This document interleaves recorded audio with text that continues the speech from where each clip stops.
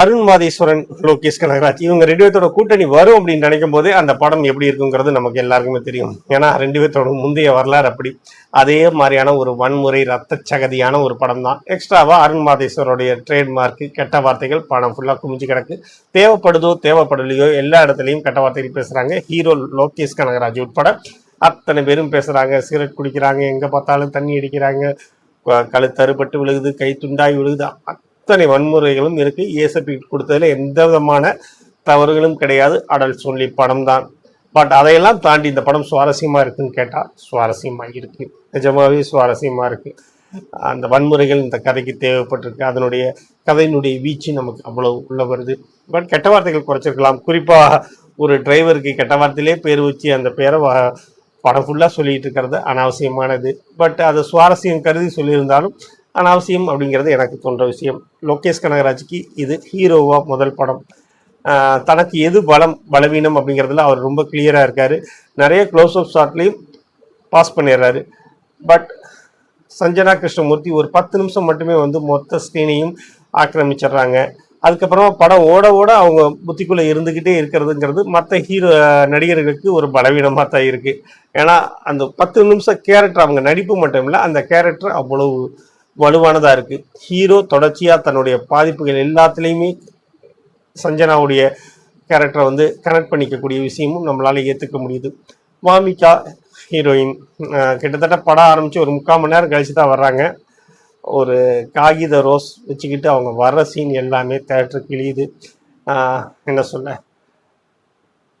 6 வயசுல பெற்றவங்களே அவளை வித்துடுறாங்க. 18 வருஷம் வெயிலே பார்க்காம ஒரு விபச்சார விடுதியில் இருக்கக்கூடிய ஒரு பொண்ணு வெளியில உலகத்தை பார்க்குறான். அந்த உலகம் மருள செய்யுது. ஹீரோ மட்டும்தான் நம்மளை எல்லா வகையிலும் ஏற்றுக்கிறான் அப்படிங்கிற உண்மையும் அவளுக்கு புரியுது. அடுத்தடுத்து அவள் பண்ணக்கூடிய விஷயங்கள், ஹீரோவாக இருக்கட்டும் ஹீரோயினாக இருக்கட்டும், அவங்க முன்னாடி விட்டு வச்ச பகைகள் எல்லாமே அவங்கள சுற்றி சொல்லல் அடிக்கும்போது அவங்க என்ன மாதிரியான எதிர்கொள்கிறாங்க, அதற்கு அவங்க எடுக்கக்கூடிய பாதை என்ன அப்படிங்கிறத அந்த படமாகவும் இருக்குது. டெக்னிக்கலாக செம படங்க. முதல்ல சொல்ல வேண்டியது அந்த விஷயத்தை தான் சொல்லியிருக்க வேணும். ஏன்னா அந்த படத்தில் ஹீரோ லோகேஷ் கனகராஜ் அப்படிங்கிறத தாண்டி லோகேஷ் கனகராஜே செகண்ட் ஹீரோ தான். ஃபர்ஸ்ட் ஹீரோ யாருன்னு கேட்டால் அனிருத்தை தான் சொல்லுவார். அந்த அளவுக்கு பயங்கரமாக பண்ணிருக்கக்கூடியது. சமீபத்தில் எனக்கு தெரிஞ்சு லியோவுக்கு அப்புறமா அனிருத்தோட பேக்ரவுண்ட் ஸ்கோர் இந்த படத்தில் தி பெஸ்ட் அப்படின்னு சொல்லுவேன். ஒரே மாதிரியான மியூசிக் வைக்காமல் கர்நாடிக் ஃபியூஷன் மியூசிக்கை இந்த படம் ஃபுல்லாக அவர் கொண்டு வந்த விதம் அவ்வளோ அழகாக இருந்துச்சு. இந்த படத்தோடைய வன்முறைகளுடைய வீச்சை இன்னமும் அதிகப்படுத்துச்சுன்னு தான் சொல்ல முடியும். பாடல்கள் அப்படின்னு பெருசாக எதுவுமே இல்லை. 2 பாட்டு வருது. 2 பாட்டுமே செம்ம சூப்பராக இருக்கும்.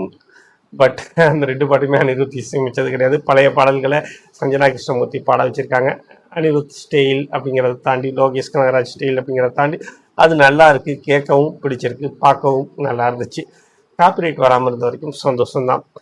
மற்றபடி இந்த படத்தை எப்படி பார்க்கலாம் அப்படின்னு கேட்டிங்கன்னா 18 வயசுக்கு உட்பட்டவர்கள் பார்க்க வேண்டாம். அதை தாண்டி உள்ளவங்களும் கட்டாயமாக பார்க்கணுங்கிற எந்த விதமான அழுத்தமும் கிடையாது. ஏன்னா அதிகப்படியான வன்முறைகளும் வக்கரமும் மட்டும்தான் அந்த படம் ஃபுல்லாகவே குவிஞ்சு கிடக்கு. திருடர்கள் தப்பு செஞ்சா தண்டிக்க வேண்டிய காவலர்களே தப்பு செய்ய ஆரம்பிச்சா என்னவாகும் அப்படிங்கிற அந்த ஒரு புள்ளியிலிருந்து அந்த படமே ஆரம்பிக்குது. ஹீரோ ஒரு தப்பு செய்யறான், அந்த தப்போட அவன் நிறுத்தியிருந்தானா எந்த வகையிலுமே மாட்ட மாட்டான். பட் அந்த தப்பை தாண்டி ஒரு விஷயத்தை எக்ஸ்ட்ரா பண்ணிடுறான். அந்த எக்ஸ்ட்ரா பண்ணக்கூடிய விஷயங்கள் மட்டுமே அவனை தொடர்ச்சியாக சுற்றிக்கிட்டே இருக்கு. அதுதான் நீங்கள் படத்தை கவனிச்சிங்கனாலே தெரியும். ஒரு தவறு நடக்கும், அந்த தவறோடு அவன் நிறுத்திட்டானா பிரச்சனையே கிடையாது. ஆனால் அடுத்ததான் அதோட சேர்ந்து எக்ஸ்ட்ரா செய்யக்கூடிய ஒரு விஷயம் தான் அவனை துரத்திக்கிட்டே இருக்கும். கடைசியில் எல்லாருமே செத்து போயிடுவாங்க. அந்த மாதிரியான ஒரு முன்முடிவுக்கு எல்லாருமே வந்துடுவோம். ஏன்னா அந்த மாதிரி தான் படம் போகும். பட் சர்ப்ரைஸ்லி படத்தை ஹாப்பியாக முடிச்சிருக்காங்க அப்படிங்கிற சந்தோஷமான விஷயம். ரொம்ப சர்ப்ரைஸான கேரக்டர் யாருன்னு கேட்டிங்கன்னா கஸ்தூரி ராஜா. ஆரம்பத்தில் ரொம்ப சென்டிமெண்ட்டாக ஒரு கேரக்டரை காமிச்சவர் கிளைமாக்ஸில் லோகேஷ் கனகராஜுக்கும் கஸ்தூரி ராஜாவுக்கும் நடக்கக்கூடிய அந்த உரையாடல்கள் உண்மையிலே அழகாக இருக்கும். சீட் நுனியில் சிரித்த மாதிரி நம்ம வெளியில் வர்றதுக்கான முக்கியமான காரணமாகவும் இருக்கும் இந்த படம். லோகேஷ் கனகராஜுக்கு நல்ல அறிமுகம், அனிருத்துக்கு அருமையான கம்பேக், சன் டிவிக்கு இன்னொரு பம்பர் ஹிட் அப்படிதான் சொல்ல முடியும். நீங்களும் பாருங்க, படம் பார்த்துட்டு இந்த படம் நான் சொல்ற மாதிரி நல்லா இருக்கா இல்லை ஆவரேஜான அருண் மாதேஸ்வரன் படமா அப்படின்னு தெரியல. அருண் மாதேஸ்வரன் இதுவரைக்கும் எடுத்த படங்கள்ல இந்த படத்தை தி பெஸ்ட்னு சொல்லுவேன். நல்ல கமர்ஷியலான படம், தேட்டரில் நிச்சயமா உட்காந்து பார்க்கக்கூடிய படமா இருக்கும். கேப்டன் மில்லரை விட 10 மடங்கு மேல் தான்.